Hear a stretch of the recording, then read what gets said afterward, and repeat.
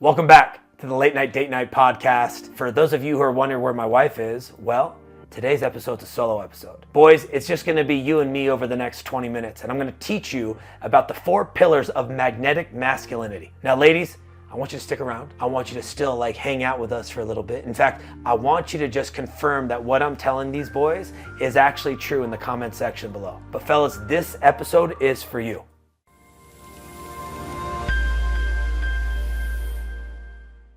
You might be wondering where my beautiful wife Lizzie's at. Well, this is a Sergio only episode. And so boys, this one's just for you. Now ladies, listen, you're more than welcome to hang out and listen to what I have to say and even confirm that what's about to come out of my mouth on how to create this magnetic connection with you is true. But boys, I'm here to let you know. I see you guys in the comments. I see you guys complaining. I see you guys frustrated, wondering when your wife is gonna take accountability. And I need you to understand, she is definitely not free and clear of what is going on in your marriage. But the reality is you can't control her. I'll never forget, it might have been 4 years, I put my wife through a fucking ringer. I was so addicted to my career in building my business that I let my cell phone come between us.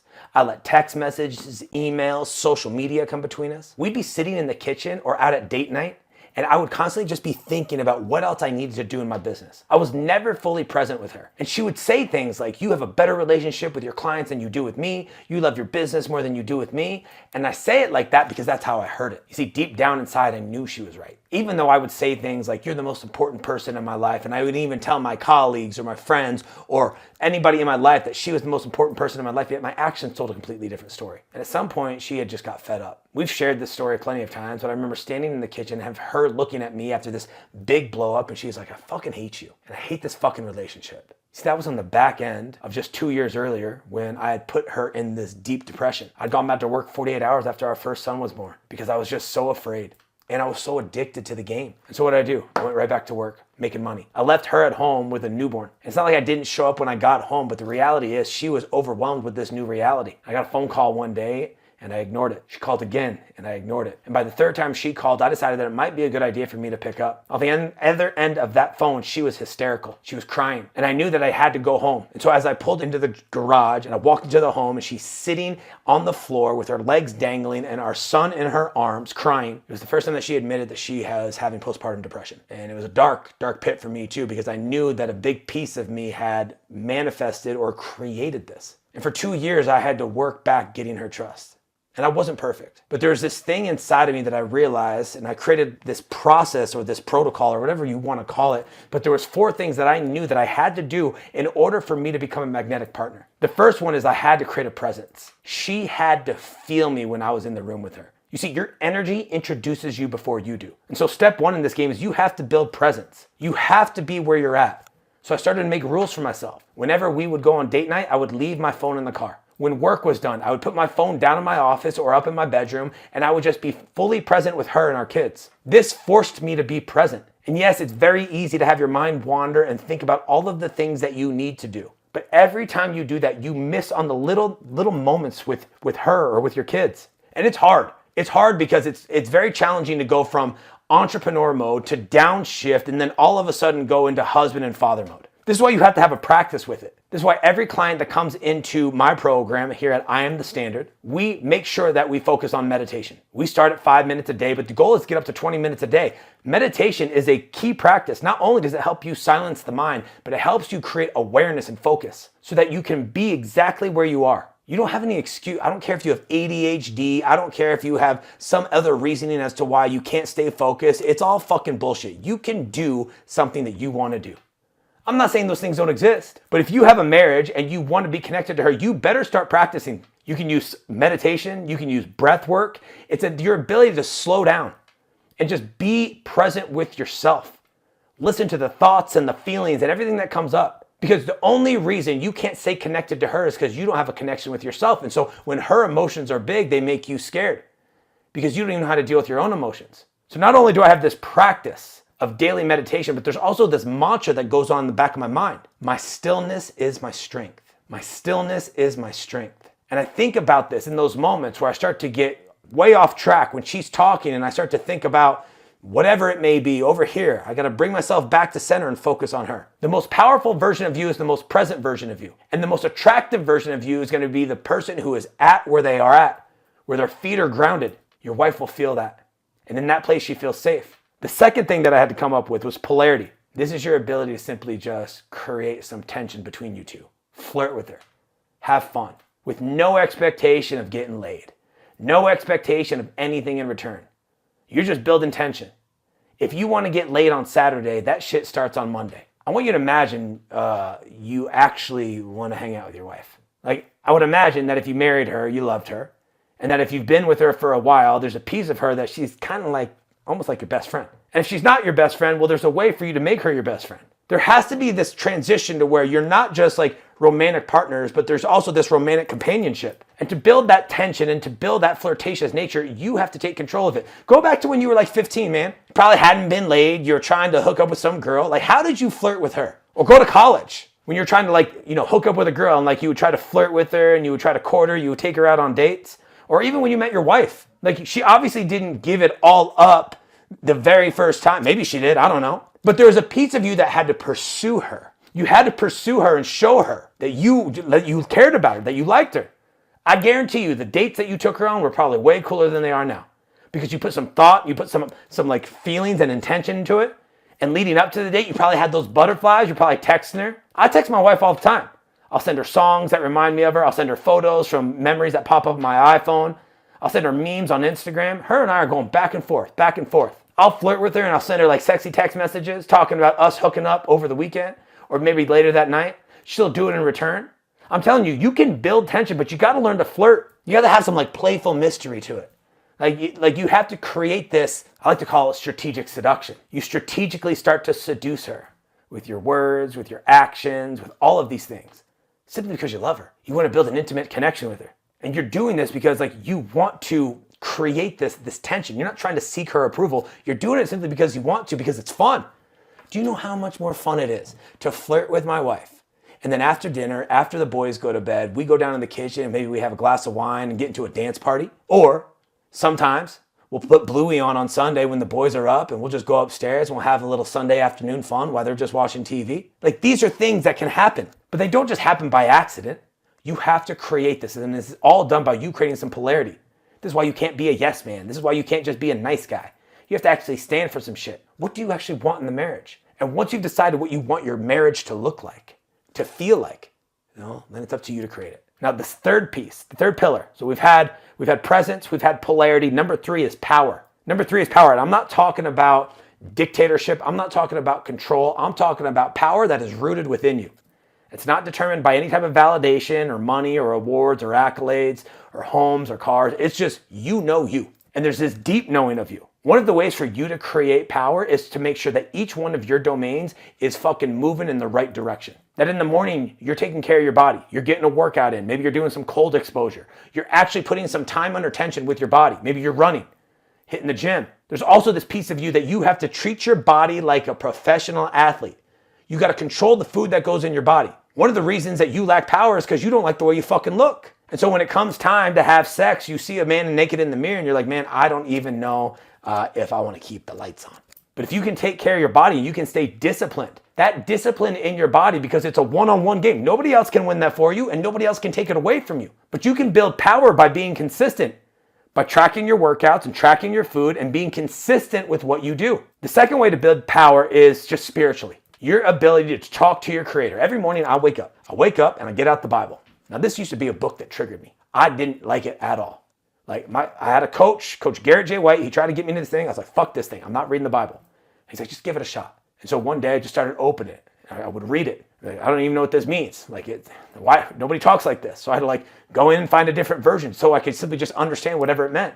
But there's a lot of wisdom in there. And that led to me praying, and that led to me meditating. And that allowed me to have a deep connection because everything that I read in there gave me lessons, gave me perspective. You see, my ability to take a lesson out of the Bible, or it could be another book. I've read The Alchemist 5, 6, 7 times. Anytime I can take a lesson from a book and then I can journal on it, write in my journal. I call it stacking. Stack about it. Go through this and understand, how does this lesson apply to my marriage? How does this lesson apply to my business? How does this lesson apply to me? What that does is it gives me a new perspective on life. And then at the end of each journal, I'm like, well, what is the action that I'm going to take with this perspective? That builds power in you.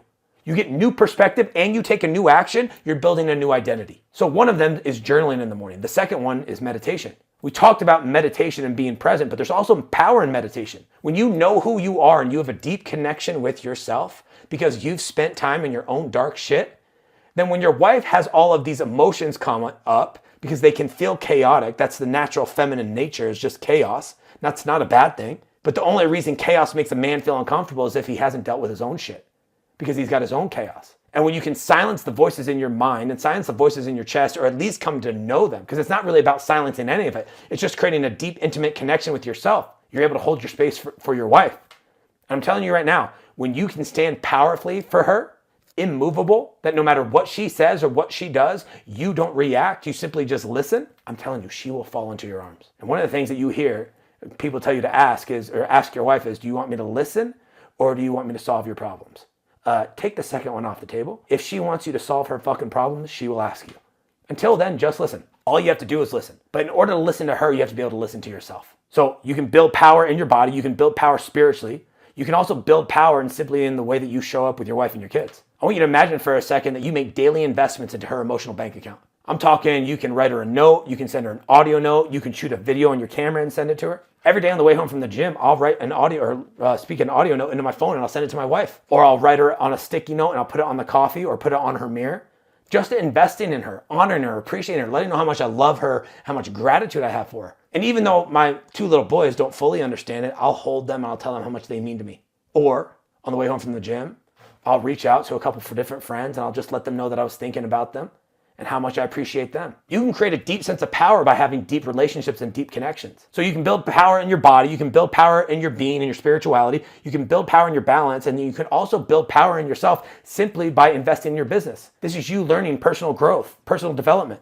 This is you learning about business and then applying it to your business. These are the things that when you do this, when you practice these things and you actually do hard things, both mentally, physically, spiritually, and emotionally, you become a more powerful version of you. And the mantra that I have down is I go first and my energy sets the tone. I go first and my energy sets the tone. That's why I wake up at 3 a.m. That's why I do all of my own investments on me first, because when I go first and I put myself first, and I don't steal time away from my wife or my kids or anybody else. When I go first, my energy sets the tone for the day and I can stand powerfully so that no matter what happens, I'm ready to go. Think about how this would change your business versus somebody who just shows up to a meeting with a Starbucks that they got on the way to work because they showed up late. Think about how this would change the conversations with your wife when you know you're grounded and she can come at you with anything and you know that you're ready.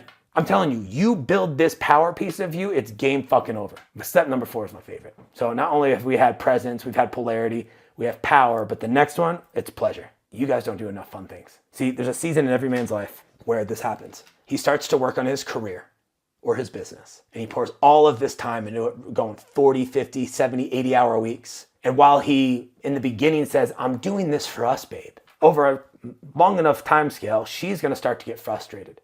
And the marriage is going to start to crumble. This is what happened to me. This is what I was telling you guys about at the beginning of this. The marriage starts to crumble. And then this man has to pivot. He knows that if he doesn't invest time into his marriage, that it's going to fall apart. And he doesn't want that. So what does he do? He invests more time into his marriage. But in doing that, all he has time for is work and marriage. And he stops doing the things that make him him. This is a tough season of life. This happened to me. I stopped doing the things that brought me alive, that made me magnetic. Snowboarding, mountain biking, hanging out with my friends, concerts, hiking, canyoneering, skateboarding, the shit that I just stopped checking my phone. There has to be this piece of you that comes back alive. You have to do things that light you up. And this is not when you're burnt out. No, a high valued man, a man who understands that the game he is playing is not at this low vibrational energy, but the game that he is playing is the game above the game, where he wants to have an amazing body, an amazing marriage, make a fuck ton of money, be spiritually connected. Well, that man does shit on purpose. He's intentional with his time. That's why I carve out time to do these things. I went mountain biking yesterday morning. I'm going to go mountain biking this afternoon. I'm going out to Utah next week to spend time with my friends. These are all things that bring me back alive.